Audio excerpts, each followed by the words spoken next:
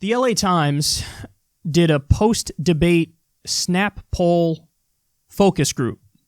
So they have Frank Luntz here, who's a famous pollster, and they had a room full of, I don't know how many people. It's not that many. So just so everybody knows, I'll say it up front. This is not statistically significant by any stretch of the imagination. But I do want to show you it because I do think there's something you could take from it.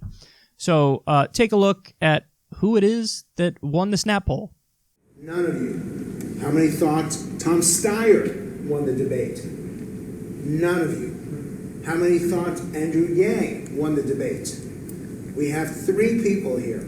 How many of you thought Mayor Pete won the debate? None of you. How many of you thought Elizabeth Warren won the debate? 2, 4, 6, 8, 9. And how many of you thought Bernie Sanders won the debate? 2, 4, 6, 8, 10, 12, 14. Now this is significant because only 6 of you walked in here supporting Sanders. Again, take it for what it's worth. It is not statistically significant by any stretch of the imagination. But needless to say, I was very happy to see that. And I hope that it becomes statistically significant. What's funny is I really haven't seen many polls after any of these debates. And my recollection is that in the last election, there were snap polls after every single debate. I don't know what happened, but my guess is that behind the scenes, there were some conversations between the Republican Party and the Democratic Party and the respective media outlets, and they let them know, like, X-nay on the polls case because they can't control the narrative. The cool thing is that, at least in that focus group, it's not just like Bernie Sanders supporters going in, Bernie Sanders supporters going out. In the focus groups, it's like, no, I wasn't a Bernie supporter, but he killed it. That's interesting. So you had Bernie, Warren, and Yang were the 3. Guys, what do I tell you? I tell you all the time on this show. And I'm happy because this helps, even though it's not statistically significant, it helps, let me know, like, oh, okay, so I'm not the one who's super off base here. But one of my biggest things is if you're running for president and I ask somebody who follows politics, why is that person running? If they can't answer like that, you messed up. And again, there are 4 candidates who people can answer right away why they're running. Bernie Sanders, Tulsi Gabbard, Andrew Yang, and Elizabeth Warren. Those are the 4 that people they know, roughly speaking. Yeah, this is why that person's running. So all the other ones, and you see it there. Steyer, who thinks Steyer won? Nobody. The other people too didn't get much.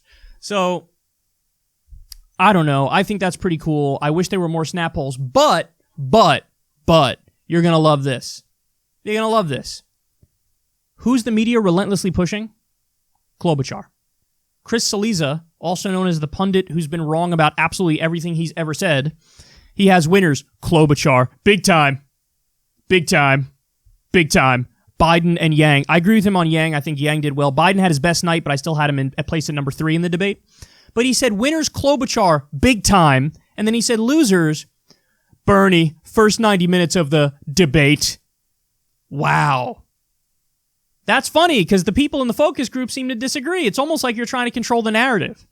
And then I love this response here from Rob Rousseau on Twitter. This is glorious. He shows Chris Cillizza and Harry Enton's definitive 2020 power rankings for the Democrats. And he has Kamala Harris and Beto O'Rourke at 1 and 2, also known as absolute failures who've already had to drop out in embarrassment. That's who Chris Cillizza had in his power rankings. And now he's going to tell us Klobuchar won big time. And then Politico as well was trying to push Klobuchar. I'm telling you guys, there's a concerted effort. She got the most speaking time. When we were like halfway through the debate or so, they have a tracker of who's speaking the most. Klobuchar spoke the most. It's almost like there's a concerted effort to have another insurance plan against a potential Bernie nomination. They don't have faith that Biden's going to last, it looks like, and so they're hedging, and so they're like, try to pump up Klobuchar. And it's wild because I've never seen a bigger disconnect. Nobody I've ever spoken to, granted, again, this is anecdotal, but nobody I've ever spoken to in my personal life has ever been like, oh yeah, I like Klobuchar. Nobody's ever said that. But the media, they love her. And the reality is, guys, that of course these people, Klobuchar more fits them ideologically and culturally. Because culturally, she's, soft-spoken Midwesterner. It's funny because she's accused of, throwing staplers at her frickin' workers' heads. But like culturally, she's like, oh, a soft-spoken, folksy Midwesterner, which, you know, I think mainstream media is a lot less edgy than your average person. And so they're like, oh, I like how safe she is. But also ideologically, she's a neoliberal centrist. So, like, they agree with that more. Now, the difference between me and them is they never tell you their bias up front. I do. They pretend like they're objective, and then they say goofy stuff like Klobuchar. No, it turns out you like Klobuchar because Klobuchar agrees more with you ideologically. But you would never say that. You think it's just objective that she won, which is absolutely hilarious.